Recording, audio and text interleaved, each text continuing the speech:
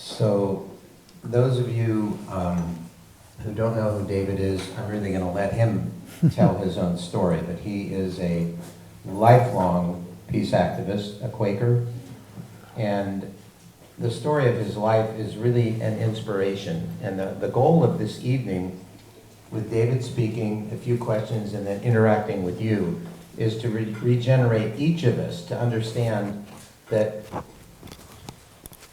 the world has been changed, in Margaret Mead quote that I'm butchering, but never doubt that a small group of people can change the world. In fact, it's the only thing that ever has. We are a small group of people. David has been part of small groups of people that have changed the world. So I want you to hear his life experience and have that stimulate in you some of the deeper questions about what you're involved in. And hopefully by the time we finish this, you're all going to walk out feeling more inspired, having made new friends, and feel re-energized to be on this life path, which is so rewarding. The life path of nonviolent social change for peace and social justice. All right, David? Do you have your mic on? You do. Good. I do. Can you hear me? Yep. Yes. Well, it's great to be here. Thank you, Tatanka, for inviting me. And as Tatanka mentioned, I will show some slides to share some stories about my life. I've written this book, Waging Peace, Global Adventures of a Lifelong Activist. It's available on the table back there. It's amazing. And I've written this book because I think one of our greatest enemies, if you want to call it that, is our sense of powerlessness. That things are so horrible, the militarism, the racism, the materialism, all of that stuff. And who are we, little tiny people, trying to do something?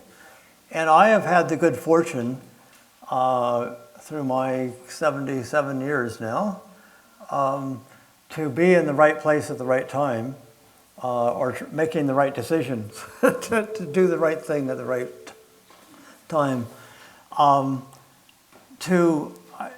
Influenced by Gandhi and Martin Luther King, I think really understanding from a very young age the power of nonviolence and wanting to use my life to try to experiment with that power of nonviolence and find others that really believe we can create the change. You know, we shall overcome. King believes that, Gandhi believes that, and we can too. So what I'll be doing is just sharing a few of the stories from my life, which hopefully will give us some hope and some sense of inspiration that we can make a difference. And then we'll have time for questions and discussion afterward. I don't know if any of you remember, but in 1958, the United States and the Soviet Union were doing nuclear bomb testing in the Pacific and the Soviet Union and the United States. And 4 Quakers decided to sail a small boat called the Golden Rule into the nuclear test area. And each of them wrote something saying why they were essentially risking their lives to try to stop this insanity of the nuclear arms race. And this inspired me, wow, if these guys are willing to risk their lives, what am I willing to do? So I was in high school at the time, and I helped organize a walk for peace from Philadelphia to the United Nations. That's me with the Walk for Peace sign in the front there, a little bit younger. And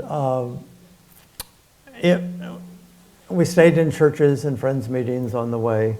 And when we got to New York, we had 500 people walking down one of the New York streets towards the United Nations. And this was the largest demonstration I'd ever seen. And I thought, there is hope. 1958. Jeez Louise. Well, as I mentioned earlier, I decided to go to Howard University to try to help make integration real in our country, not just talk about it. And Howard was a predominantly African-American university. And as many of you may remember, 4 African-American students in Greensboro, North Carolina, decided they'd had enough of segregation and went to a Woolworth's drugstore to get something to eat. Well, instead of getting something to eat, they were arrested. And that was like an alarm clock, a spark plug that woke up, especially African-American students all over the South, to begin going and challenging segregation at the lunch counters and restaurants in their own communities. So at Howard, we discovered that in both Maryland and Virginia, everything was segregated. Even African ambassadors at the UN, when they went to Washington, could not eat along the highway in the state of Maryland. It's 1960. So, as I said earlier, we started going to Maryland and spent most of our weekends in jail because they didn't want to serve integrated group. Well, the state of Virginia had passed a law saying anybody that challenged that law, the segregation law in Virginia, could get 6 months in jail and a $500 fine. And we kept going to Maryland for reasons you might guess. Well, by June, still there was no sit-ins in the state of Virginia. And we felt more and more uncomfortable not challenging that law, even though we didn't have $500 each and didn't especially want to spend 6 months in jail. But we did additional nonviolence training and got up our courage and went down to a so-called People's Drugstore in Arlington, Virginia. And here we are trying to get something to eat. That's me on the far right. Instead of giving us something to eat, they closed the lunch counter, but they didn't want the publicity, so they didn't arrest us. So we sat there for 2 days waiting for something to eat. And it was the most challenging 2 days of my life. The American Nazi Party came in with their swastikas. People spat in our faces. They put lit cigarettes down our shirts. They punched us in the stomach so hard we would fall on the floor. And then they would kick us. And toward the end of the second day, and each time we would try to respond in a loving, nonviolent way, which was part of the spirit and the guidelines for everybody doing this. So we had a lot of practice, but toward the end of the second day, I was meditating on loving your enemy. And I heard this guy come up from behind me saying, if you don't get out of the store in 2 seconds, I'm going to stab this through your heart. And in his hand was a switchblade. And so I had to decide in 2 seconds, do I really believe in nonviolence, or is there some better way to deal with this guy? And I just said, we'd had a lot of practice, and I said, friend, do what you believe is right, but I'll still try to love you. And it was the most amazing thing.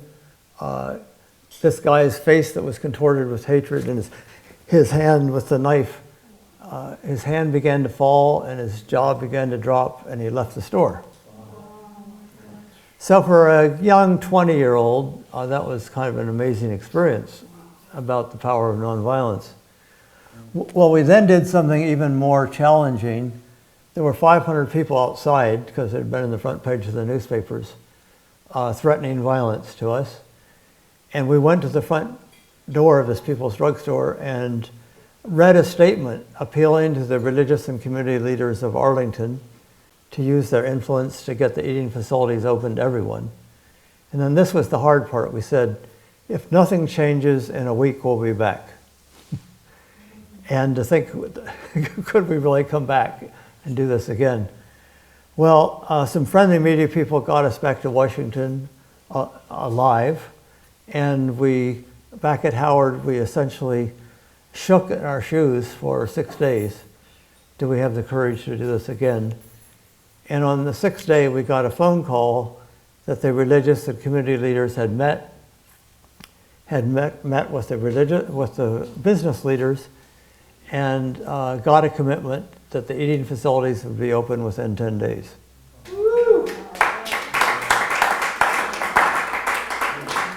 So that was the most important lesson in my life. You know, that when something terrible is happening, instead of cursing the television set or the president or segregation or war or climate change or whatever the problem is,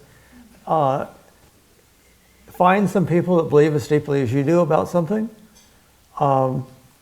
identify a source of that injustice, that violence, the oppression, and go and start challenging it, you know, head on. Believe with Margaret Mead that that we the people do have the power to make change. So anyway, that was a very important lesson for me. Then, instead of going to jail for 6 months, I got a scholarship to go and study in Europe, and spent 12 months in Berlin, studying at the two universities in East and West Berlin, and which was a different kind of a challenge. On my bicycle, I would cross over to East Berlin every morning, and I would hear a lot of communist propaganda. And when I would challenge that propaganda, they called me a capitalist warmonger.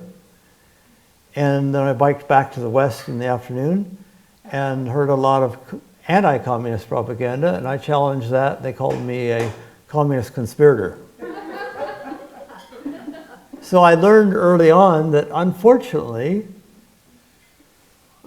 many of us, maybe most of us in the world, are very influenced by the propaganda that our governments and the media feed us. You know, how we're the greatest nation in the world, and, you know, all these enemies out there. And of course, the only thing the enemy understands is military force. So the United States and the Soviet Union were threatening nuclear war over Berlin that year. It was one of the hottest years in Berlin's history, politically. So I did little things like bringing students from the two sides together to try to get to know each other. Well, I'm happy to say when I went back after the wall had been taken down by the people, the United States had spent billions of dollars to fight, you know, to try to fight the Soviet Union and communism, and that really had no effect whatsoever. We continued as mortal enemies, but nonviolent people power in Germany and in all of Eastern Europe, except for Romania, brought down the communist dictatorships, with hardly a person killed by either the police or the people power movement. And I think that's really quite amazing. Well, I went back after the wall came down, and instead of the tanks in East and West Berlin facing each other at Checkpoint Charlie, here was a photo of Gandhi, a life-size photo, as you see at the top there, and it was pointing to a museum of the history of nonviolent struggle, from Gandhi to Walesa in Poland. And I thought, oh, what a wonderful conversion. And that, as if living in East and West Berlin was not enough, I heard that you could go camping in the Soviet Union. And this was the arch enemy. You know, these are the communists that I have learned are so terrible. And I thought, well, I want to get to know these people. So I was able to borrow the money to get a VW Bug, and 5 of us traveled 6,000 miles through the Soviet Union in a VW Bug, just getting to know people in their homes. And these are some of the people at one of the campgrounds that we met. And if you look closely, you can see that they're all evil communists.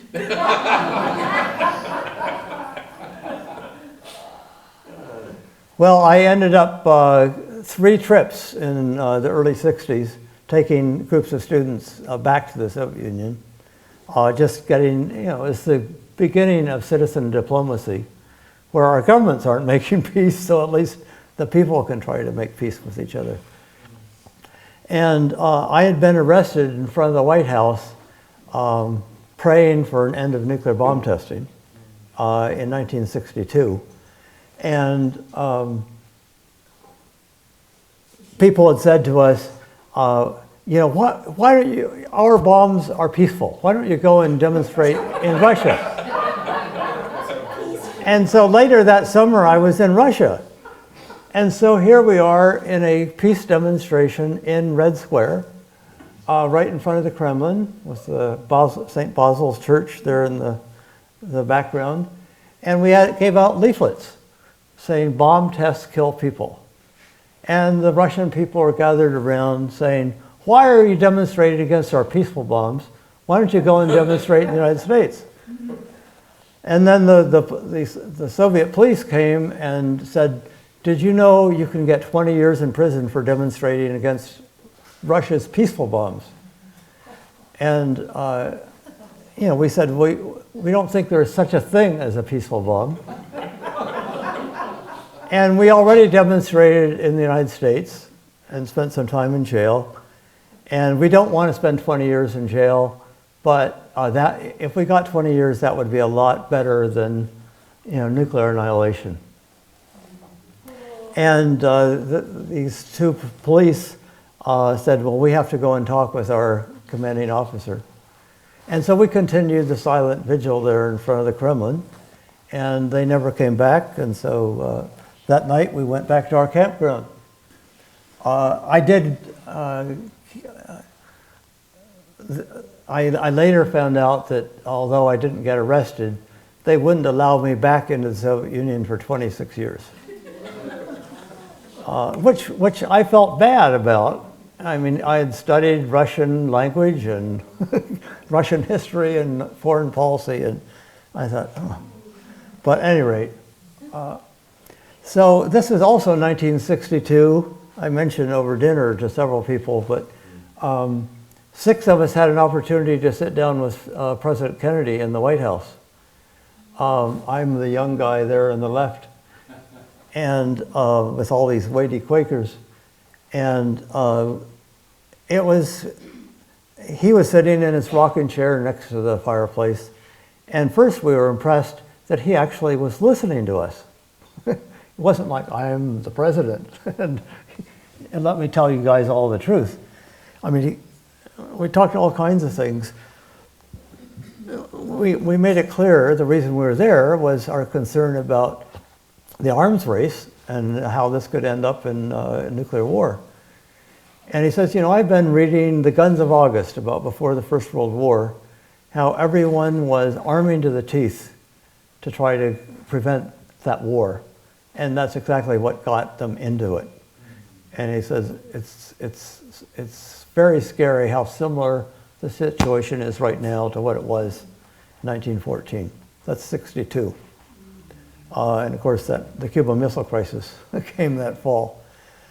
But at any rate, among other things, I said, Mr. President, we are appealing to you to challenge the Russians to a peace race. We've had an arms race, and that really hasn't gotten us, much more secure. How about trying a peace race? And he says, there's a very powerful military-industrial complex in this country. If you're serious about this, you're going to have to go out and develop a powerful movement to enable us to take that kind of leadership.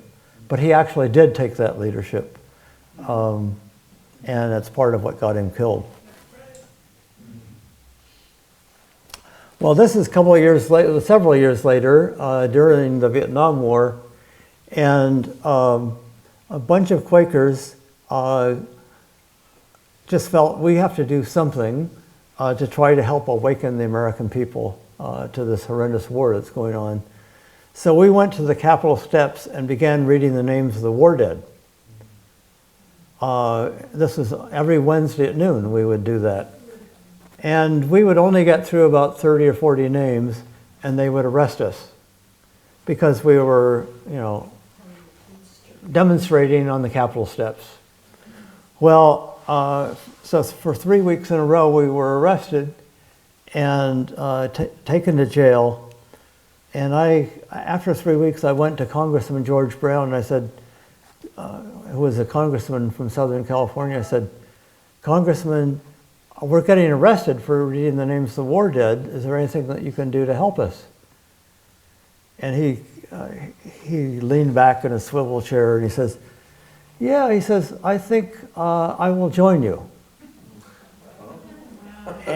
And furthermore, I will write a letter to every member of Congress inviting them to join us as well." So the next day, as you can see, we had 3 members of Congress who joined us. And when we began reading the names of the war dead, we were all arrested. But the congressmen people had congressional immunity. So they were able to get through the whole 35,000 names of Americans that had been killed. And that got national publicity. Life magazine did a special issue with the photograph and the story of every American that had been killed. People began reading the names of the war dead at congressional offices, at federal buildings all over the country. And anyway, I like to think that our courage gave courage to these Congress people to do what they knew was right. And actually many other congressmen in the succeeding weeks also joined us. My wife Jan and I joined 250 other Quakers in a silent meeting for worship. President Nixon had become president at that time, and by that time, and we had asked to see him. And he says, no way was he going to talk with these Quakers.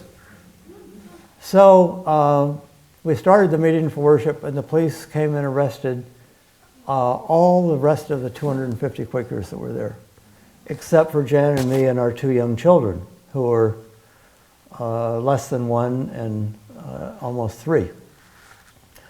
And here the chief of police, that's Heidi, and our son Peter is behind the chief of police. The chief of police was trying to convince us that if we loved our children, we better leave. We've made our point, and if we're arrested, our children will be taken away and put in juvenile hall. And you know what happens to children in juvenile hall. And don't you love your children? And we said, of course we love our children, but we also love the children in Vietnam. And we'll be happy to leave when we stop bombing the children of Vietnam. Well, anyway, that went on for quite a while, and he finally arrested us. But this photo was sent around the country, I think, by AP News. And so our friends all around the country sent us photos of this photo. And somehow a young family getting arrested was more photogenic than 250 old Quakers. So, I mean, a lot of people say, well, when you have children and you get older and wiser, you give up doing stupid things. Well, we never quite got that idea. And I think it's important that we not give up our ideals and our values just because, society tells us, forget about loving the people of the world, focus on your own family. Well, this is in Christmas of 1971, the U.S. started bombing Hanoi and Haiphong. And Hanoi and Haiphong had millions of people in it. And at Christmas time, of all times, the United States chose to start bombing. Well, we were living in a community in West Philadelphia called the Life Center. And we came together for a little worship service after that bombing started to try to feel the pain of the families that were underneath those bombs. What did it mean for the children? What did it mean for the parents? And somehow came to the feeling, we've got to do much more than write letters to our Congress people and that kind of stuff. We've got to put our bodies between the bombs and the people who are getting killed. And that we would support each other in doing that. So if some of us got long jail terms or killed, other people would help with our families, paying rent and that kind of stuff. So we were able to do something together as a community that we wouldn't have been able to do as isolated individuals. Well, instead of going to Hanoi and Haiphong, which would have cost a lot of money and might have been very hard to get there, we found out in Leonardo, New Jersey, there were Navy ships taking bombs and munitions to Vietnam every week. And so we recruited 26 canoes and 52 people and went out there and started blocking these ships with our canoes and our bodies. Essentially saying, over our bodies, are you going to bomb the children, the people of Hanoi and Haiphong? Well, the name of this first ship was the USS Nitro. And we were out there for 6 days, and we'd gotten word that the ship was going to leave 6 o'clock the next morning. So we were out there very early, and when they lifted anchor, we were paddling madly to try to stay right in front of the ship. And as we looked up on the bow of the ship, here are all these sailors kind of giving us support. And then we looked a little more closely, and 7 of the sailors jumped off of the ship into the ocean and began swimming toward our canoes. So, unfortunately, the Navy picked up those sailors, put them back on the ship and put them in the brig. But this was in the New York Times, it was on the evening TV news on all the stations. And these sailors told us later that when their ship went through the Panama Canal, all the other Navy ships had heard about the USS Nitro and these 7 sailors and gave them the fist of solidarity. So, and about that time, the resistance within the US military to carrying out their orders to kill and burn villages and to save them, we had to destroy the villages, that kind of stuff, began to really increase significantly. So I like to believe that our courage gave these 7 sailors courage to do what they really felt they needed to do. And their courage gave courage to a whole lot of other US soldiers to say no to the insanity of the orders that they're being ordered to carry out. And if you've read Tom Wells' book, The War Within, or Tom Hayden's more recent book, you'll see that a major reason that war ended was not just the Vietnamese resistance to it, but was the American soldiers' unwillingness to follow their orders. And the film, which you've perhaps seen, called, well, I forgot the name of it. But there's a film which really shares that story as well. Well, this blockade spread up and down the East Coast and also up and down the West Coast. And so for that whole year, we continued blocking ships. This is down in Norfolk, Virginia, an aircraft carrier called the USS America that we're blocking again with our canoes. And the sailors, as you can see up there, were all giving us the V sign of support. And the Navy brought its fire hoses up.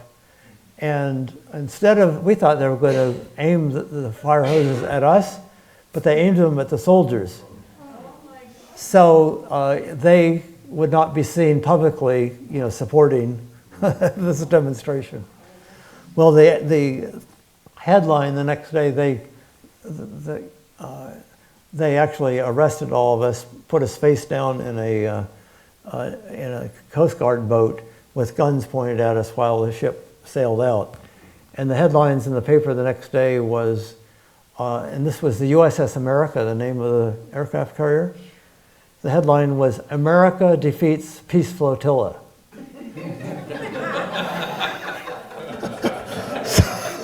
So America was standing tall again.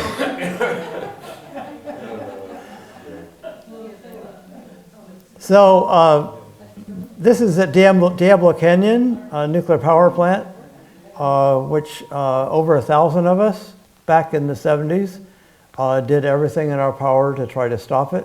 That's me going over a homemade ladder. I won't share that whole story, but as you know, that nuclear power plant did finally go online. There were over 500 of us spending a couple weeks in jail, and including some folks here,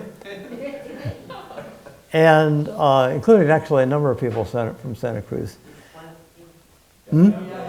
Anybody else that was down there? You? Okay, Kathy, yes. Good, thank you. But anyway, in the men's part of the jail, we were feeling, this is after the final permit had been given for Diablo Canyon to go online, we were feeling hopeless and helpless. We'd done what we could. And somebody threw a newspaper over the fence. And here the headlines were the blueprints for the whole cooling system for the nuclear power plant were upside down in the second reactor. So what the Nuclear Regulatory Commission had called the safest reactor in the world, you know, if it had gone online, you know, none of us might be here now. But anyway, we did stop and close down every other nuclear power plant in California. And as a result of our efforts and other people throughout the country, no licenses for any new nuclear power plant was issued for the next 35 years. That's the power of the people.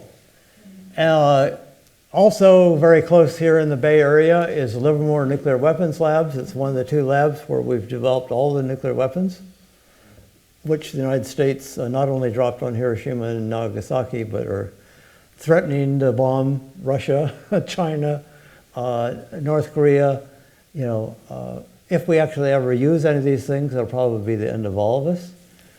But as you perhaps know, there's been an ongoing campaign at Livermore Nuclear Weapons Labs, which especially manifests itself on Good Friday before Easter and on Hiroshima and Nagasaki Day in August, where many people from the churches and communities around the Bay Area come to say no and over again get arrested.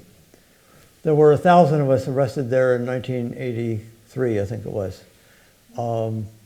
And similar to what I'd mentioned earlier in the sit-ins, instead of feeling sorry for ourselves, we did teach-ins, we shared our life stories, we built a sense of community and developing strategy for the rest of our lives. And most of these folks have continued an important part of the movement ever since. In 1987, how many of you knew Brian Wilson or know Brian Wilson? Oh, that's great. I know he lived here in Santa Cruz for quite a while. You may not know, but he's moving to Santa Cruz, or to, Nicaragua, where he's been offered a place to stay for the rest of his life. He's seen as a hero that really was willing to risk his life to try to relieve the suffering, stop the suffering of the people in Nicaragua. Well, Brian had gone down, he'd obviously gone through horrible stuff in Vietnam. How many of you have seen his book, Blood on the Tracks? Oh, great. There's a copy back here on the table if you're interested. But Brian shares the story of one of his jobs was to go into villages after the bombing and see how effective they'd been. And in village after village, it would be mostly women and children, old men, no guns. And he came into this one village, and here was a woman with her 3 children, arms around their mom. And the woman's eyelids had been burned by napalm. And so she was looking right at him, and she and her children were dead. But it was a conversion experience for him. What am I doing 10,000 miles from home, doing this to these families? And he came home a changed man. Well, when he went to Central America in the late 80s, he found the same thing again, with American supplied, bombs and munitions. And he came back and said, David, we have to do something much, much more powerful than what we've done so far. So we found it at Concord Naval Weapons Station, just 35 miles or so from San Francisco, on the Suisun Bay, Sacramento River. Arms were being shipped every week, sometimes many times a week, to El Salvador, and ending up in Nicaragua and Guatemala. So we started what we called Nuremberg Actions. We started June 10th of 1987, where we didn't see ourselves as breaking any law. We were upholding international law, and the Nuremberg principles after the Second World War defined what war crimes, crimes against humanity, crimes against peace. And when you see killing innocent women and children, of course, is a war crime, but doing nothing in the face of that is also a crime. So we were trying to uphold international law by stopping these crimes against humanity. So Dorothy Granada, who also lived in Santa Cruz, she and I were the 2 of the first people arrested in June of '87. Well, Brian, whenever he does something, he really wants to think it through. And he decided that starting September 1st, he and other veterans were going to fast for 40 days on the tracks, because they're tracks and roads.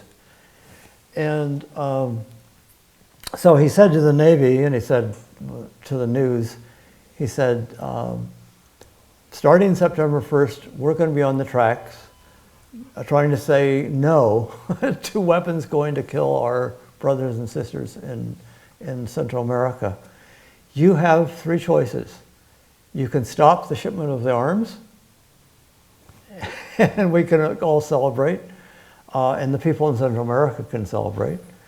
Or you can arrest us and take us off to jail, but we want you to know that the moment you release us, we'll be back on the tracks. Or the third choice, you can run over us. And he and none of the rest of us ever guessed that what they would choose to do would be to run over us. Well, that's what they did do. And here Brian has been run over, and one of his legs was cut off, and the other was so badly injured. But anyway, I'm trying to hold the blood in his head, where there's a great big hole in his head. And it was the worst day of my life. And obviously, as you know, Brian did survive after, I think, 10, 11 hours of surgery. And he had said, our lives are not worth more than the people in Central America. And our lives are not worth more, their lives are not worth less. Which is a very radical idea. We Americans, many of us think our lives, of course, were more important. And if we want their oil or their resources or, cheap labor, we deserve it. Well, Brian didn't believe that, and he not only didn't believe it, he was willing to put his life on the line for it. And so what the Navy and the U.S. government were saying was, we have a war to fight, and you guys get out of the way. With the expectation that we would get the message. But instead of getting that message, we had 9,000 people out there the next weekend to say we're going to continue this blockade. And we did block every train for 2.5 years. So they had to arrest us, sometimes 2 busloads of us, before they could get the trains through. And instead of barreling through us, the trains would stop. They'd bring a whole bunch of sheriffs, and they broke my arm and broke other people's arms if we didn't get off the tracks, etc. But we had about 30 groups, church groups and war tax resistors and various groups that would come once a month to join the vigil and the blockade. This is my mom and dad that came down with a group from Sonoma County. And this was taken just before the 3 of us were arrested, blocking a train. And you see my dad's sign, "Love one another." That's also a very radical sign, which if we took seriously, we'd have to give up war. I'm not going to try to share all these stories, but I spent time in Kosovo between 96 and 98, where there was a nonviolent movement to try to resist the apartheid policies of Milosevic and the Serbian regime. And here were 10,000 students walking peacefully to their old university where they'd been kicked out and all the books in the Albanian language had been burned. And it was like the film of Selma, if you've seen this. They're just walking peacefully, and then all of a sudden there's a line of police and their horses and just plowed into them. Well, what the people in Kosovo said to me is, "David, this is, in Kosovo, this is an apartheid kind of system. It's an explosion waiting to happen. We need to engage in more active nonviolent resistance. But to do that, we need international people to come and be present.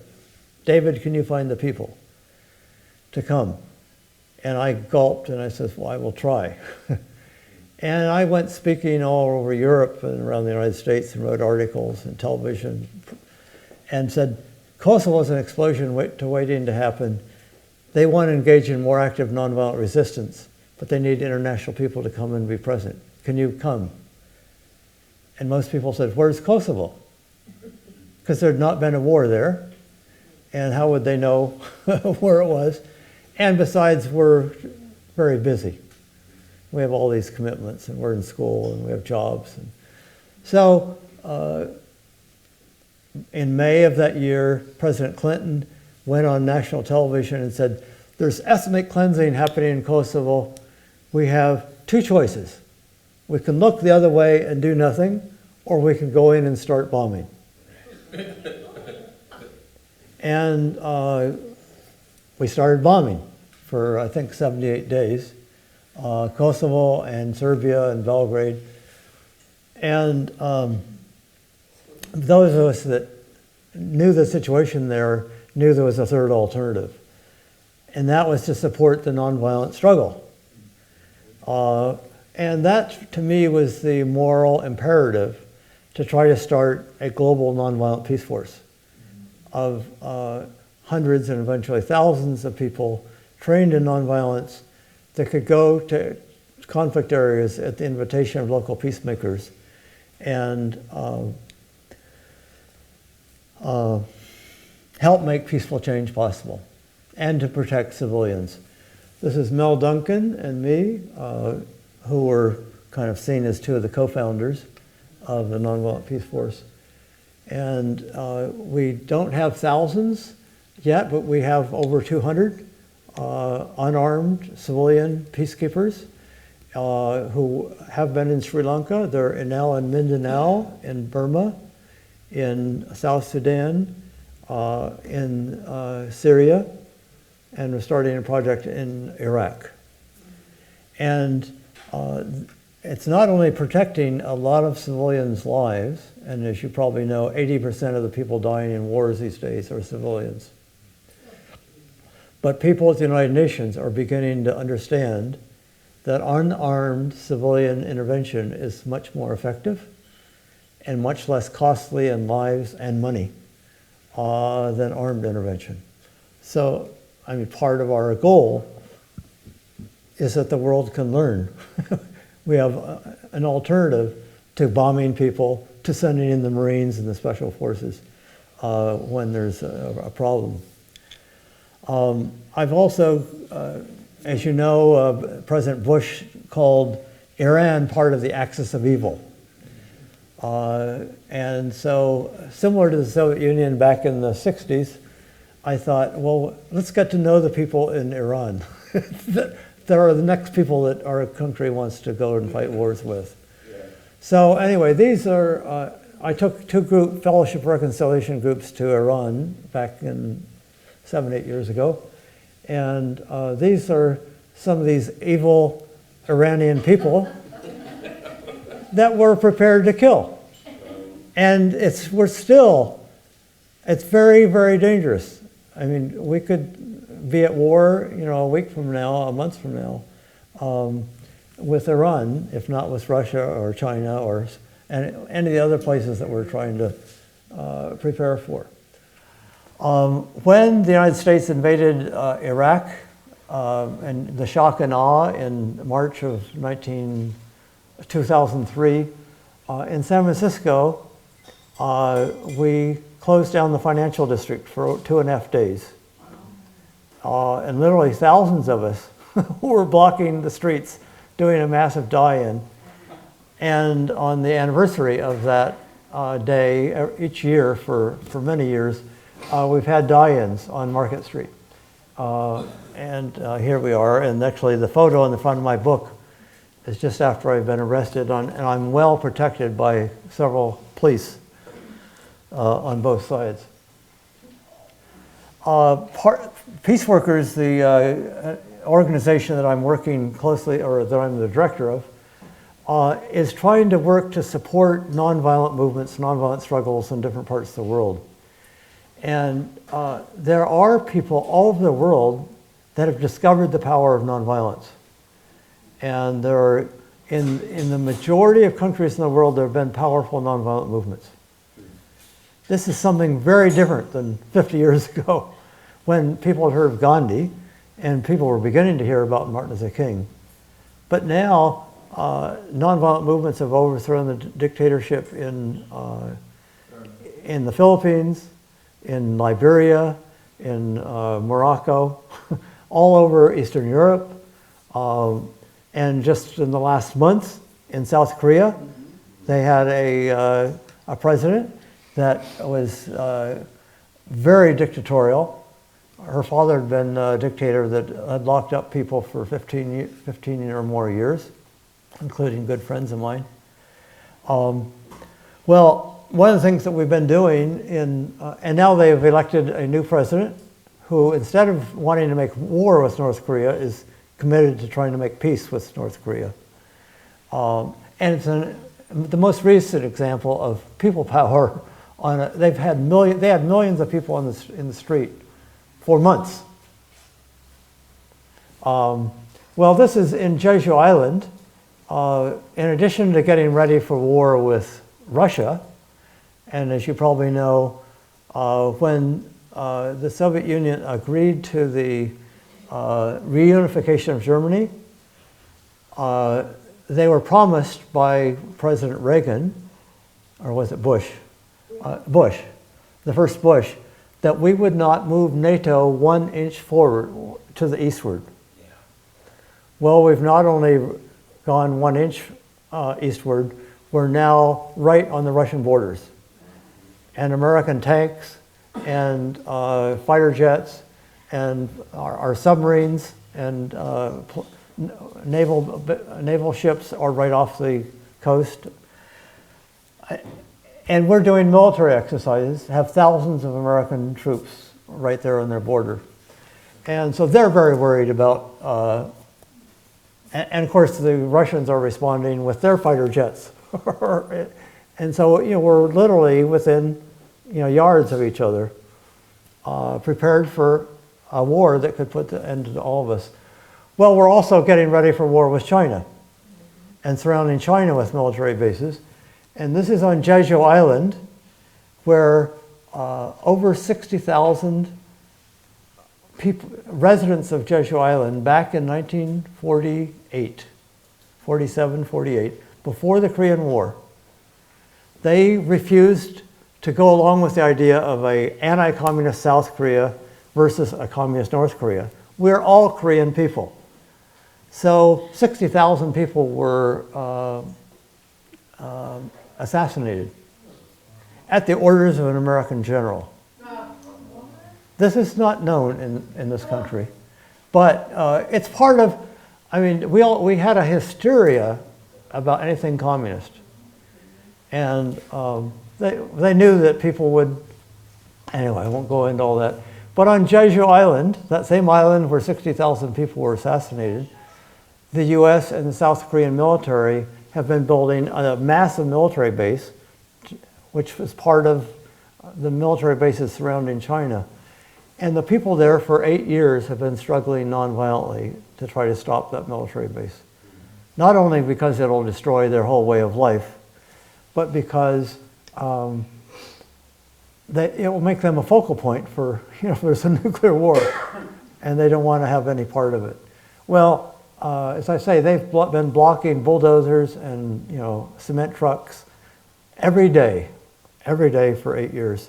So part of what we've been doing is sending people over there to accompany them. This is Gaza, where many of us have, not enough of us, but some of us have visited. And as you probably know, Gaza has been it's essentially been imprisoned by the Israeli government, and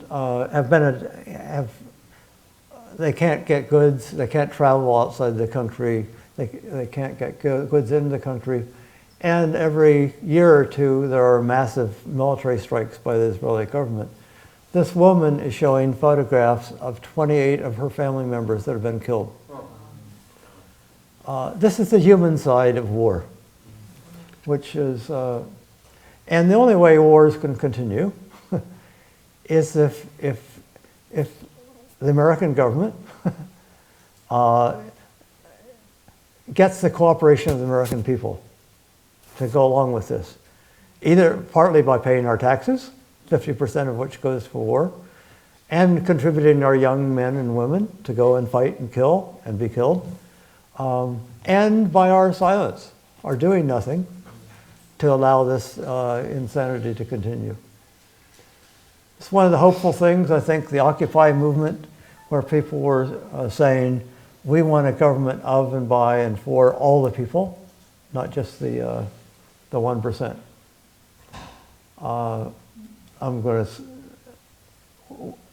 Our Peace Navy in the Bay Area, among other things, helped block a South African cargo ship, which was coming to unload its cargo in San Francisco. And so we got out there and tried to speak truth to power. And the longshoremen, when they heard what we were doing, they said, look, if you'll, in addition to doing that, get out and actually try to block the longshoremen going to work, we won't cross your picket line. Which we did. And that ship actually was not able to unload its cargo in the San Francisco Bay, and then it went to Portland. The same thing happened in Seattle, and went back to South Africa. And when Nelson Mandela was elected president, he came to the Bay Area and thanked all of us for what we'd done to support the struggle there. Another place that, from the point of view of our military, we now have drone warfare. So we can actually drop bombs on people in any country we choose without Americans risking any of our lives. So these are the perfect weapon. Then the American people, of course, will not oppose them. So people from Northern California have been going up to Beale Air Force Base each month for the last 3 years, I think it is, and vigiled and leafleted, and here's Jan and I joining others to block workers going in to work there. That's been happening at Creech Air Force Base in Nevada, and it's been happening in New York State, other places around the country. It's just, we as concerned citizens can't just stand by and watch what we consider crimes against humanity to continue to be done in our names and with our tax dollars. Well, this is the final story I'll share. This is Fort Detrick, which was a germ warfare plant outside or north of Maryland, and north of Washington, D.C. in Frederick, Maryland. And the United States was developing biological warfare, including something called Q fever. And 2 ounces of this, if spread evenly around the world, could kill most of the people in the world. Well, the United States was developing this, and Quakers and others, this is back in 1959, went and had a silent vigil. It's my mom, who was a school teacher there in the white. She went in her summer vacations to be a part of this vigil. In the blazing hot summer, in the winter it was very cold. Just standing there in silence outside the base. Well, the workers had been ordered to, they were all driving, to just drive straight into the base, don't take any leaflets, don't look at these people, just go right into work. Well, that was a little disheartening, you know, you'd be there day after day after day, and I think it was 10 hours a day people were out there. Well, my folks, 10 years later, moved out to Oregon, and my mom was in a bookstore one day, and this guy looked at her and came up to her and says, "Were you a part of that vigil at Fort Detrick 10 years ago?" Wow. And she said, "Yeah." And he says, "Well, I just want you to know it's because of you folks that I resigned my job." And quite amazing, you know, 10 years later, 3,000 miles away, he remembered this face that he wasn't supposed to have even seen. So I just say that, you know, what we do may seem very small or insignificant, but we never know where the ripples, you know, end up. So I hope that these stories have been a little bit inspiring for you, and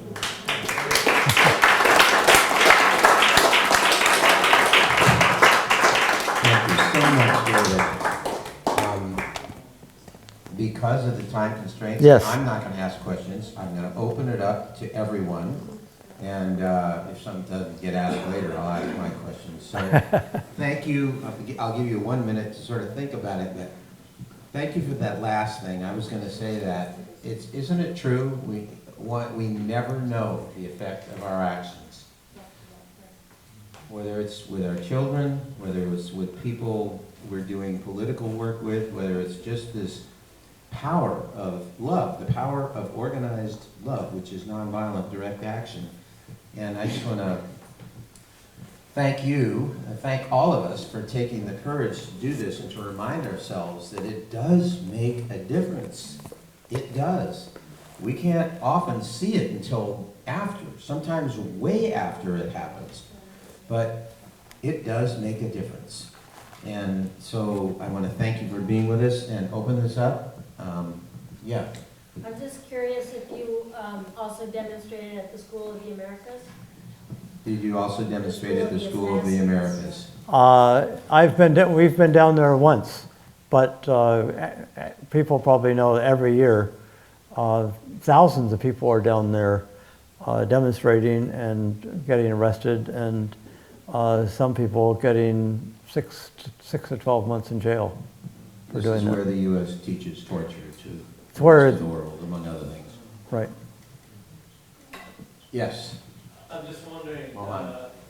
for all the brave 200 plus people that the peacekeepers around the world, I'm trying to put myself in their place, in their shoes. I'm just wondering, realistically, what is the risk factor for all these brave people that are willing to put themselves in harm's way around the world like that? What is the risk Yeah. that the peacekeepers that David talks about, these 200 plus people, for making that decision? Well, we've had people on the ground in areas of severe conflict since 2002, probably 2001 or 2, and no one has been killed from the Nonviolent Peace Force. We have been in situations when the Navy, and one of the things we are doing in South Sudan, for instance, is being in refugee camps. But several armed soldiers came into one tent where there were a bunch of people that were going to shoot. And when they saw that there were foreigners there, said, "You get out of here or you'll get shot too." And they said, "We're not leaving, and we're appealing to you not to open fire on these people either." And the soldiers end up leaving. But so it's not that they're not taking any. They're not. There's no risk. But similar to my situation with the guy with the switchblade, I think it's partly luck. It's partly, I think, very often soldiers, armies, even police are prepared to deal with violence, but they're not really prepared to deal with people who are courageous, but are not going to hate you, but are willing to reach out to you, as you are also part of the humanity. And one of the books on the table back there, how many of you have heard of Why Civil Resistance Works? Yeah. By Erica Chenoweth and Maria Stefan. They studied 323 violent and nonviolent movements over the last 110 years and found that the nonviolent movements were twice as likely to be successful and more than twice as likely not to end up in civil war or more dictatorship. So for people who say, if you really want to be effective, you have to be prepared with violence or to use violence. Well, it ain't true. And these were not peaceniks when they started this study. But anyway, this is really quite miraculous, and I think the Nonviolent Peace Force is part of this. And even the Pope, I don't know how many of you know about this, but the Catholic Church has believed in the just war theory for generations. The Pope is now, his what do you call it? His New Year's message was on active nonviolence this year. And he may be making an encyclical on nonviolence and giving up the just war theory. And he spoke truth to power in Congress, you may remember a year or two ago, and also at the United Nations. So even the Pope is getting the message. In his first encyclical, he named the global corporate capitalist system as the proximate cause of climate change, and that all of us have to create an alternate economic social system. Right. So other questions? Well, I have one great memory with you at 1983 getting arrested in Vandenberg, and how you organized us on the bus, and how the judge was going to slam us all, wanted us to all take citations, and we refused and did solidarity together, and demanding an arraignment, and then we all, I guess they dropped the charges, I forget, but we succeeded. I wasn't really impressed. Great. Yes, Joe. I'm not sure how much of your talk I missed. I came in late, but did you mention Gene Sharp? I gather he's kind of a master of the whole nonviolence thing. And while I'm at it, also, I want to ask about, okay, Germany in World War II.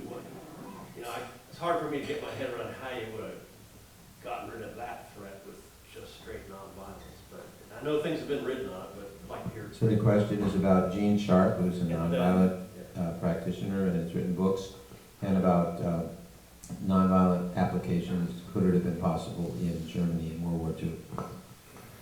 So my wife Jan has just held up 2 books by Gene Sharp.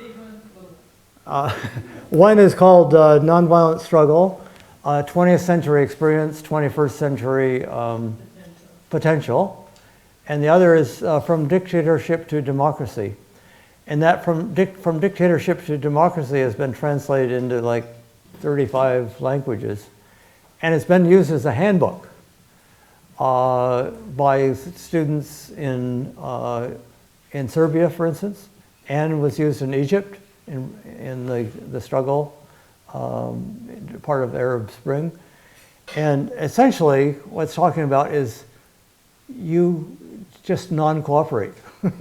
You non-cooperate with the ruler, the dictator, the person that is not really representing the people's interest.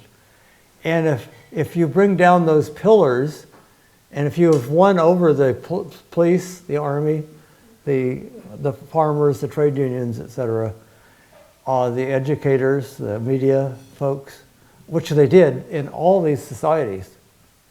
I mean, they had, I think, 800,000 people in Belgrade, and there were orders to the police to open fire on all these people, from Milosevic. Well, they looked out at this crowd of people, and they saw their own children and children of their family members, etc. Said, we're not going to follow this order. And for the 2 years that the students were organizing, 12 students started that whole effort. They did not vilify the police and the military. They were being used by the dictator for his own purposes. And so if you see the police and the military as enemy, you're not going to win them over. I mean, if you do any kind of violence to them, and they were also knew the importance of total nonviolent discipline. But at any rate, so Gene Sharp, and if you've seen the film, what's it called?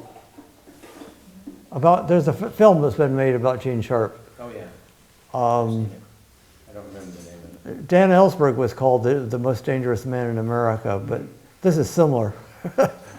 But as far as Germany, there's a film called The Good War and Those That Refuse to Fight It, which is about the Second World War and conscientious objectors. And Steve Carey, who's a Quaker that I've actually gone to jail with a number of times, he was asked that exact question. How would Quakers have dealt with Hitler? And he responded, he's very kind of peacefully, he says, I'd like to think that if the rest of the world had treated Germany the way the Quakers did, we would have never had a Hitler. Or, I mean, maybe there was a Hitler, but it would not have gotten the support of the German people. And Quakers were, after the First World War, the Germans were the enemy. And the whole rest of the world put severe sanctions, and actually took out the industry, et cetera, from Germany. Very hardship on the people, and the Quakers were opening up soup kitchens for the children. Well, so that's, I think every war actually sows the seeds for the next war. And we're certainly seeing that, the war in Afghanistan and Iraq and now Syria. I mean, we are creating enemies much faster than we can kill them. We didn't have Al-Qaeda or ISIS or any of that before we started. But I think, and there's a film called, which also back on the table, A Force More Powerful, which for those of you that don't know this film, and I think the Resource Center does have a copy, or maybe you do too, but it's 6 half-hour segments about powerful nonviolent movements all around the world. It includes the sit-ins, lunch counters in this country. It includes Gandhi's Salt March in India. It includes the nonviolent resistance to Hitler in Denmark, where 95 or 98% of the Jewish people were saved. And they, in their own way, non-cooperated with the Hitler regime. It's about the solidarity movement in Poland. It's about the transformation of South Africa. And most people say, or when there was apartheid, said the only way that system was ever going to end is with a total bloody mess. Well, it didn't happen that way. And the nonviolent overthrow of Pinochet in Chile. I mean, a lot more could be added, but these are professionally done. It's been shown on PBS. And we need to hear the stories and understand them at our heart, gut level of the power of nonviolence. And people all over the world are discovering that power. And we in this country have. But we just need to take it more seriously. We have Sarah next, and then, yeah. David? Okay, 2, 3. I'll try not to be so long-winded. Yeah, we got about 13 minutes left. Go ahead, Sarah. I was just going to say that Gene Sharp also has a few volumes Yes. that are all about the different forms of nonviolent resistance. And it's, I think, considered the most complete presentation. It's called The Power of Nonviolent Action. It's 3 volumes. Yeah, 3 volumes. We have them at the Institute. The other thing I was going to say is that I think that DAPL, because the Standing Rock Water Protectors movement was nonviolent, was conducted in a sacred manner with prayers every day and ceremonies, that people recognized at a distance all around the world that this was the right approach now.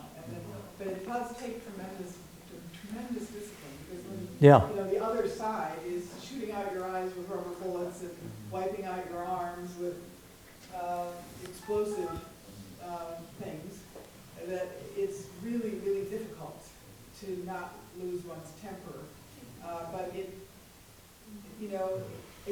I'm looking forward to the trials up there where you can really put the other side on trial for what they did. And, Yeah. because they're trying to put these people in jail, and these people were not the violent people, it was other people. And so, the minute somebody becomes violent, the minute there's a death that our people are responsible for, the energy drains right out. And the public support backs up, and there's a distance. And the issue gets lost in the public. Right. Yes. Right. Yes. Yeah, could you say just a word about JFK and his ultimate disconnect with the American military and whether that did lead to his demise? There's a very important book by Jim Douglas. I read it. You've read it, okay.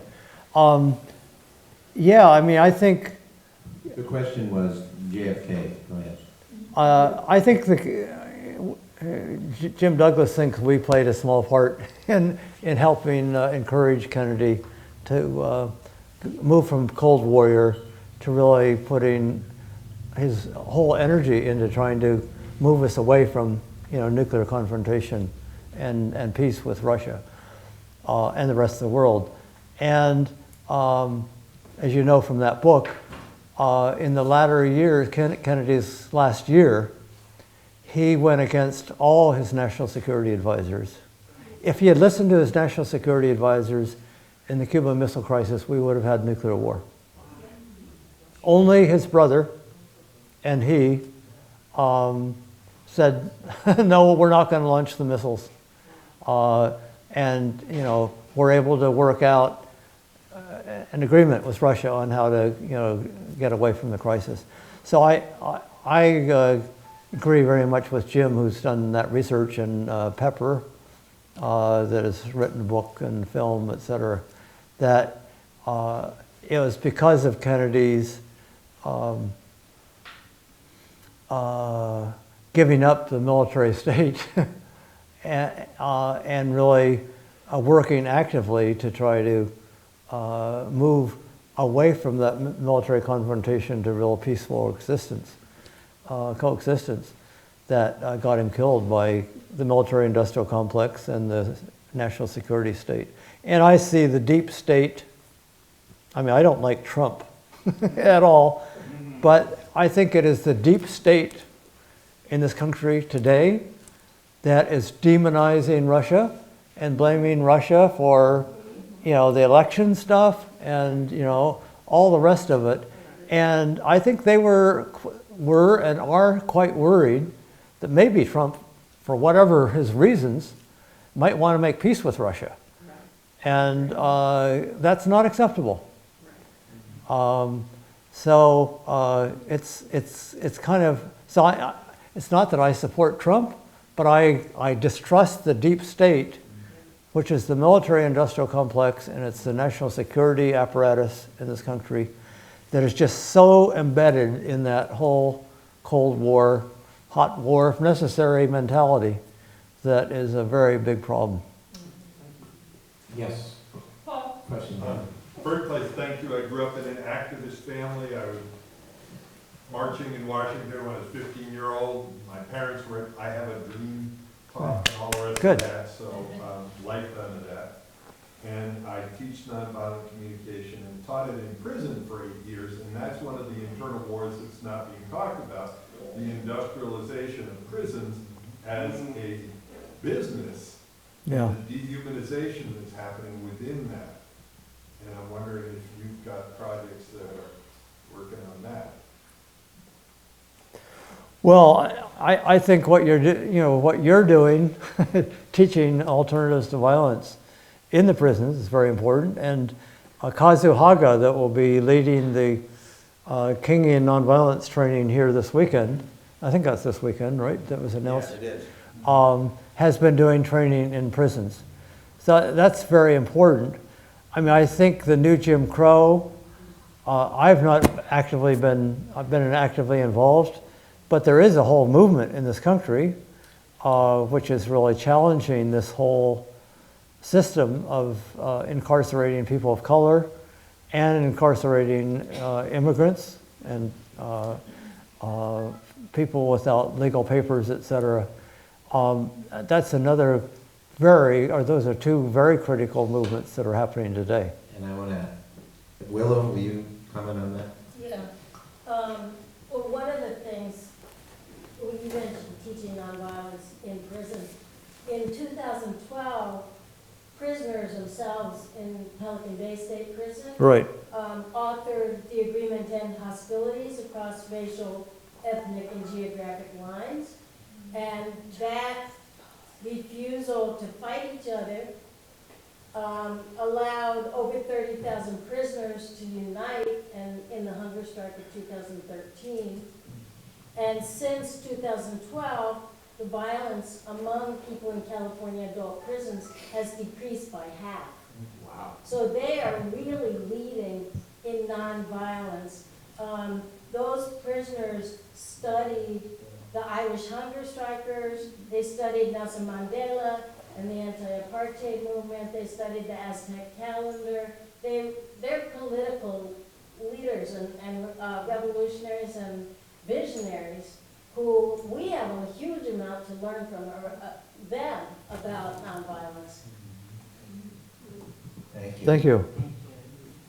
Mohan again? Yeah, you touched upon it. It sounds like you have some hope in the present administration's maybe handing the white flag, the olive branch towards Russia. I'm just wondering how, in this day of America first, that mentality, how you're dealing, and what's your forecast? I mean, what's your crystal ball, tell you after all these What's your years Trump forecast? of activism?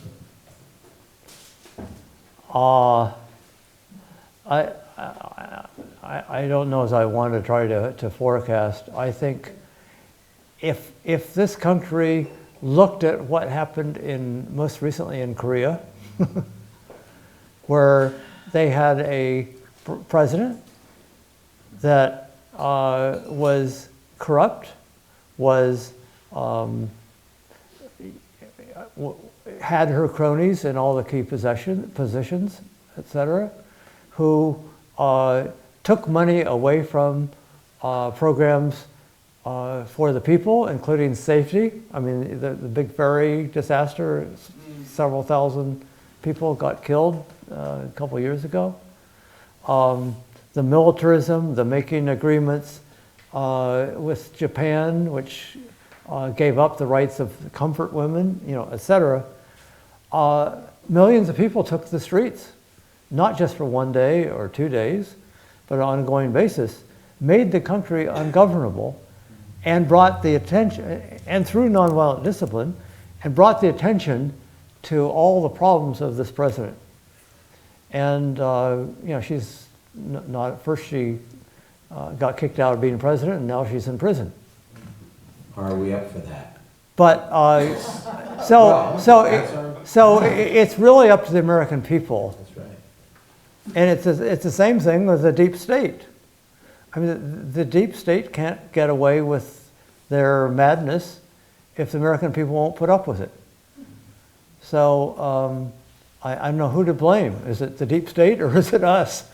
And so that's the reason I think we need to propagandize the power of nonviolence and the power that we have as people to really demand the kind of government that's really going to represent our interests and not the 1% or their own, and to refuse to listen to propaganda. I'm going to take 2 more questions, and then we can, David will be here to talk and sign books. Marilyn, and then Farrell.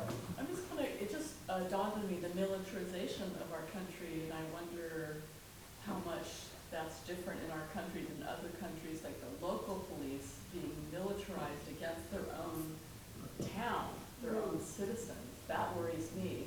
I feel like they're being brainwashed to turn against their own citizens. Question of militarization of our own police the against tanks our that own they're being people. given and war toys, and I mean, Well, we are the most militarized country in the world. The world is spending $2 trillion a year on wars and preparations for wars. 1 trillion of that is from the United States. And the $54 billion which Trump has asked for increase in our military budget is more than the Russians spend totally for their military budget. And what we're spending on the military, the next 10 countries are not spending as much as we are. I guess it kind of Altogether. made me wonder about educating people as to the real reasons of war, to the fact that that's even happening. I think most people don't even really realize that that's happening in America. When I tell my friends about it, they're like, what? Like, what? Yeah. Not the ones that are politically activists, but, other friends, spiritual friends, whatever. They don't know about this. Yeah. Well, Wondering if the educational part, how much you think has any unless people can get the truth, democracy has no chance of working. And I think through the internet, we have more opportunity. We do have things like Democracy Now! That I think tries to tell the truth as things are. But what was I going to say? I think it's like you've heard the story of the frog. If a frog jumps into a boiling pot of water, it'll jump out. If you put it into cold water and gradually bring it to boiling, it'll boil to death. And that's kind of what's happened to us as the American people. We've grown accustomed.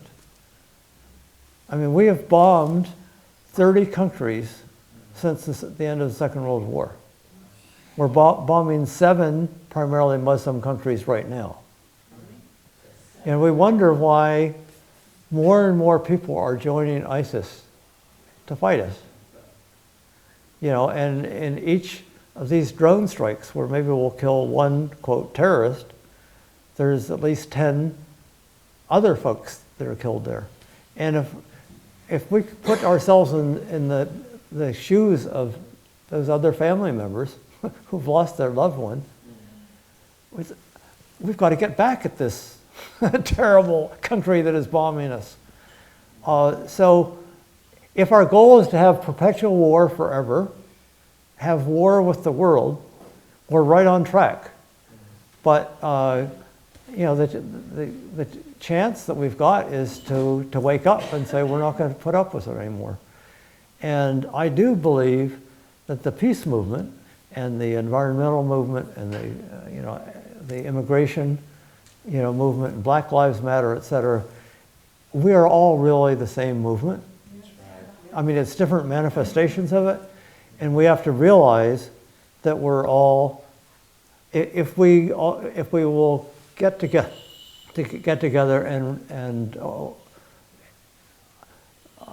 see ourselves as part of the same movement. And Reverend William Barber, I don't know if you've been following in North Carolina, but has brought many of the communities together, say, you know, this is really one struggle. This is and there's 12 states that are doing something similar. The Moral Mondays, you may have heard about this. So, What's the name of it? Moral Mondays, because every Monday, for months and months, they would do an action bringing together all these groups, but each Monday they would focus on a different issue.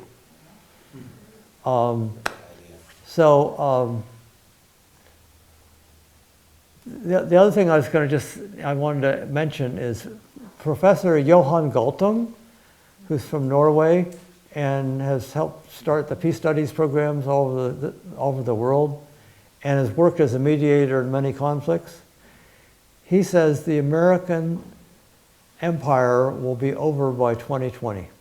Wow.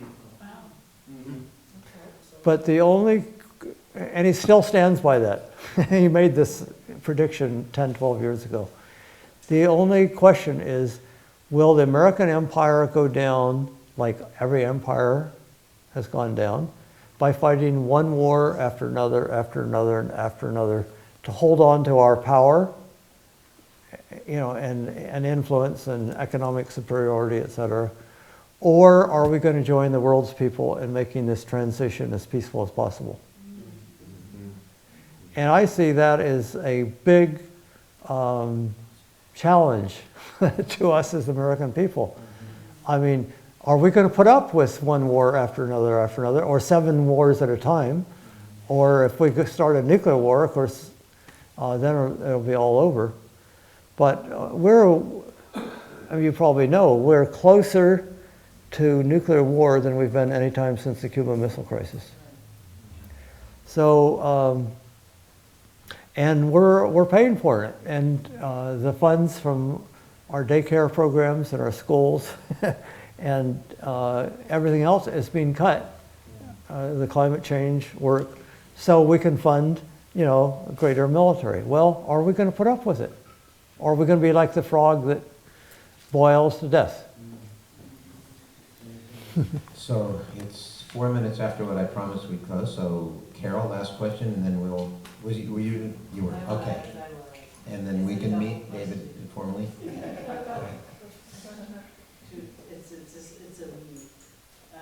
The first, well, I'm gonna say both of them and let you fiddle with it. Speak up. Oh, I'll say, it's a double question, I'm gonna say both of them, you can play with it. So the first is, how would you recommend that we, people, stand up to what is the deep state? That's the first one. And the second one is, if you had your druthers, what would you like to see the net effect, the ripples from this gathering here, the people that you speak with here? What would you like to see happen inside of us and outside of us? What would you like to see? And do I have more than 30 seconds? Yes, take your time. This is now, we'll call this part of the discussion in the last half of the part. Well, those are both great questions. Could you repeat the question before you answer it? Partly because Why don't you repeat it? this, oh, okay. So the second question, well, the second question was, if you had your druthers, what would this group internally and outside of ourselves take from this and act on? And the first question is looking at the deep state, what do you envision an action that we could do that would be effective?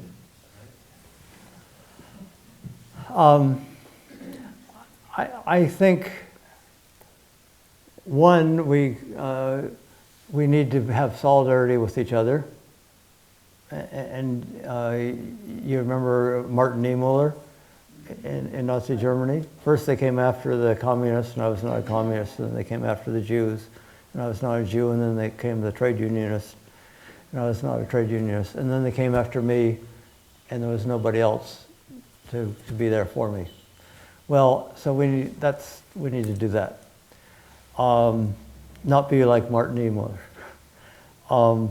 Second, I think like the students in Greensboro, North Carolina, or like the 4 people that sailed or attempted to sail the Golden Rule into the nuclear test area, that this group of people or a group of your friends look at something that you feel very deeply about, which is a part of the deep state, whether it's climate change or whether it's the militarism and danger of nuclear war, et cetera, and some local manifestation of that, that you could really address, somewhere close to home. Up in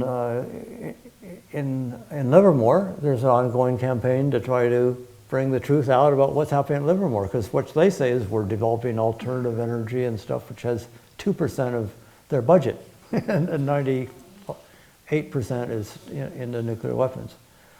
But anyway, so do some research and find an issue that a group of you really care about. And if you haven't already had it, get some nonviolent training.